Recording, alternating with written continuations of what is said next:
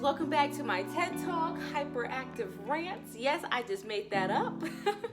But pretty much I wanted to get on here and not necessarily deliver any specific type of content. I just wanted to come on here and just rant a little bit, and we can call it Make It Make Sense. And that could be the title of this little session, I guess. And so pretty much I am feeling some type of way because my school has shut down. Like, they've transitioned back to online classes like they did over the summer and at the peak of the pandemic. And so the reason why I feel this type of way is because no one's being held accountable for their actions, for the reason why we're having so many COVID outbreaks, for the reason why that we had to transition back to online classes when there were so many different elements that were set in place that would have allowed us to potentially stay on campus for a little bit longer and just enjoy that atmosphere. Starting from the very beginning, NC State shut down in March, I believe, so right after spring break, NC State shut down and was like, y'all gotta leave unless it's an emergency. Please get off campus. We're doing online school. Go home with your family because we don't want to be responsible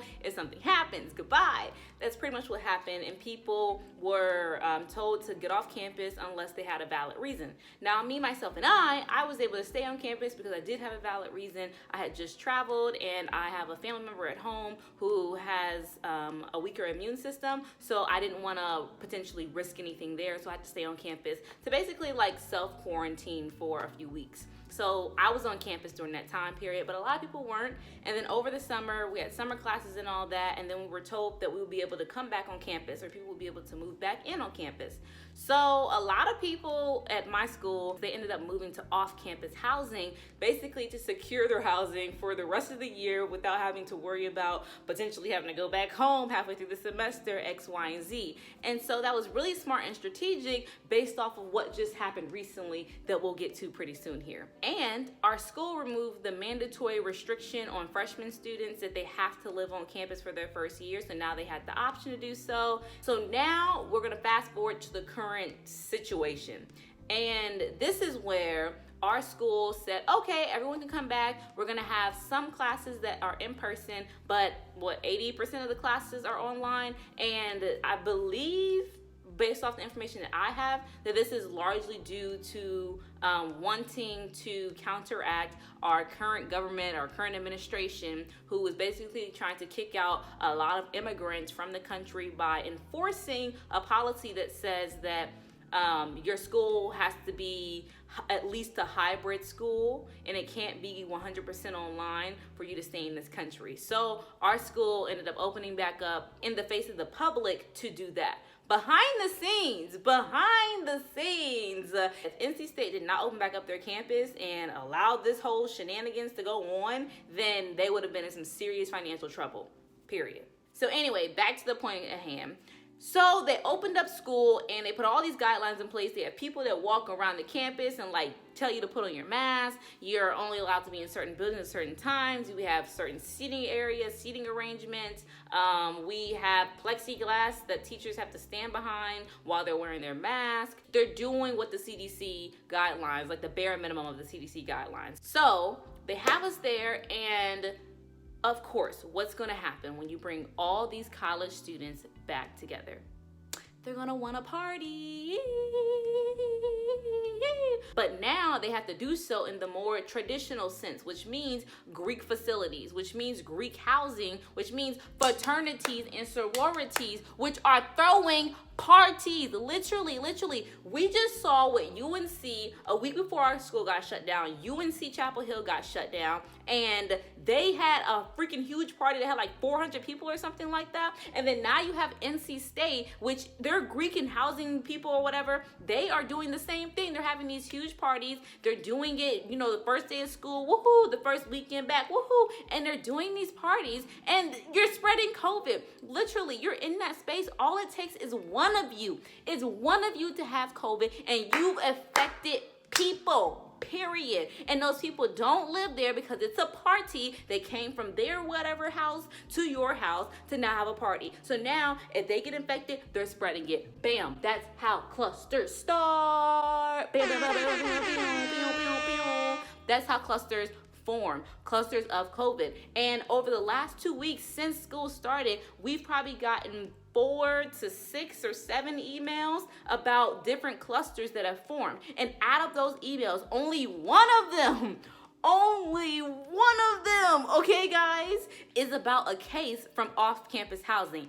Every other email is about some Greek village that has at least 7 to 26 cases, 28 cases, or whatever it may be. But that's just ridiculous. And the key takeaway here that I'm kind of deterred about or frustrated about is the fact that there's no type of repercussions going on for these Greek members, for these Greek houses.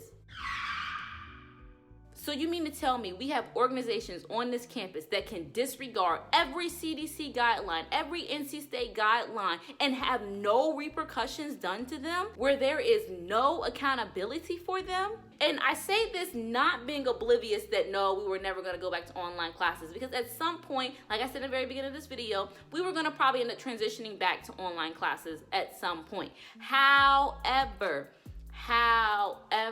for you to be that inconsiderate of just the basic safety of the other members of your community, and then you to continuously do it, you continuously have parties, and then for the people in charge to do nothing. They have not done anything. I have seen no form of formal action taken against these Greek organizations who disobeyed every single regulation that was out there.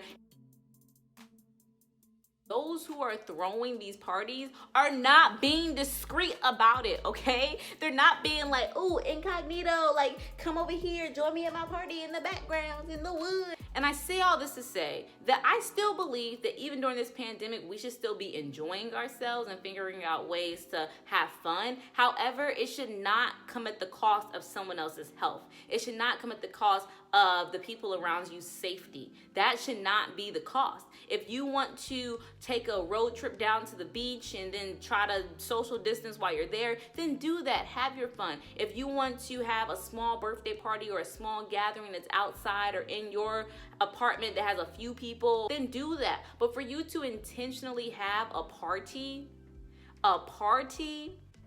that you know is going to have more than 10, more than 50, more than 100 people, that is just, I'm looking for the word. What's the word? It's not ignorant. It's just careless. It's just careless. It's very careless. And as a student who is trying to be mindful of their health and of the people who they are around health, there needs to be more action that's taken. There needs to be something that's done to make sure that this is not a recurring action, to make sure that Greek members know that they are not above the health and safety codes that our school has put in place. They are not above what the school is saying. You mean to tell me people have proof that these parties are going on? That people, I have a screenshot right now that I'll put over here saying how if you get COVID, don't say anything. What is this? We have people who are literally showcasing themselves as a part of the issue and nothing is being done. What the heck? Oh my God.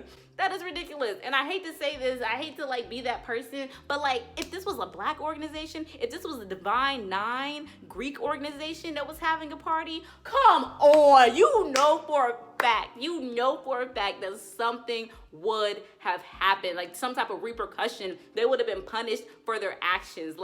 There's no way. This is not fair. This is not right. It's inconsiderate. It's disrespectful. It's ignorant. It's just stupid. Something needs to happen. There needs to be some type of action that's taken against these people who intentionally had parties and got all these COVID clusters created.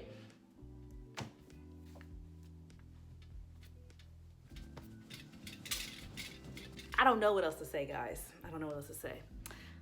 So yeah, I will end on this. This whole situation is not fair to those who paid to come back to campus and live on campus, those who paid tuition and paid for their in-person classes. This whole process is just not fair to the other students at this school. And the fact that no one is being held accountable for their actions, this is the part that's kicking me. This is the part that's can we do better?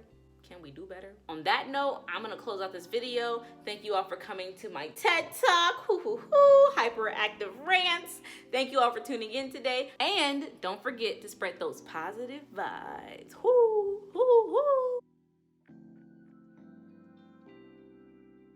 It boils down to just making sure that you are being a good citizen. That you are being a good citizen. That's it. That's pretty much it.